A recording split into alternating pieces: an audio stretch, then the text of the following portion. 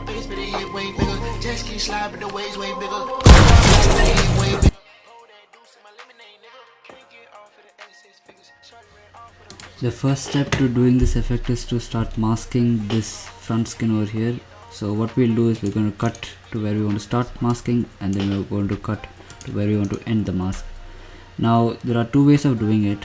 One is just masking it frame by frame, like duplicating the clip by doing Alt D, and then masking it frame by frame. Like for example, if I want to mask 2 frames, this is very rough, but don't do like this.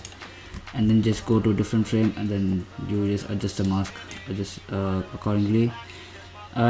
This is a way, but I don't like doing it in this way because it's very unoptimal. So I will leave a link to an AI tool which will help you mask quicker and more accurate than this manual way of doing it. Now once you have done it, you see I already have the masked skin.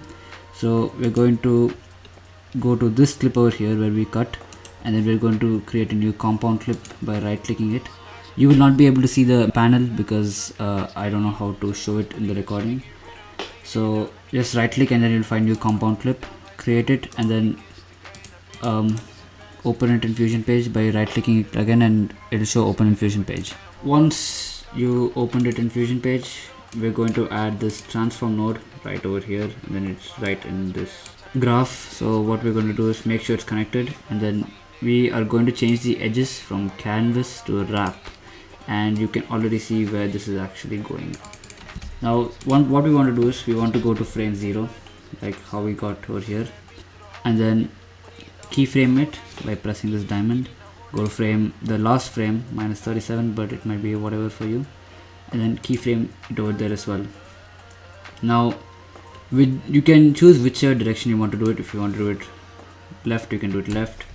If you want to do it right, you can do it right. But for now we're going to go to frame 37, and then we're going to keyframe it. However, we're going to make it go to the right now. So we'll do it to around 8. Now you can do any number, 7, 9, 8 or even 10 is okay, but it should be 8.5 or 9.5 or 10.5. You'll see why, because then you'll come back to the default frame over here.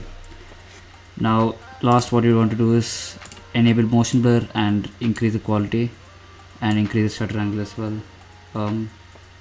Anything is fine, anything works. Now you can see that we're going to the spline panel, and then we are going to check the transform, and then highlight all the keyframes, and then hit S, which will smoothen all the keyframes, and you basically finish the effect. Actually, let me show you. See, we've basically finished the effect. Now what we are going to do is we're going to go to cropping in the L page. We're going to crop the top to around, not so much, do it to around 100 to 95, that works. And then in the bottom it should be the same number as the top, so 104. Where are you? 104. Yeah, you can see where this is actually going now. I'll do some last adjustments. You don't have to do all of this, I just want to do it. And then you can see we've already created the effect over here. Now we're going to add the impact. That will be, you have to go to the adjustment clip, drag it, and then I have a preset in the description. Just click on the drive and you'll find it. And now if you don't have plugins, then you can always remove this S_shake. It's not really that necessary. I put it for final touches, and then you're going to take this, connect it to the camera shake, and then take the prism blur and then connect it to the media out, and you'll get an impact. That's pretty much it, and you can always shorten this. And thank you for watching. If you have any other questions, you can always DM me on Twitter or on Discord. I will leave both the links in the description.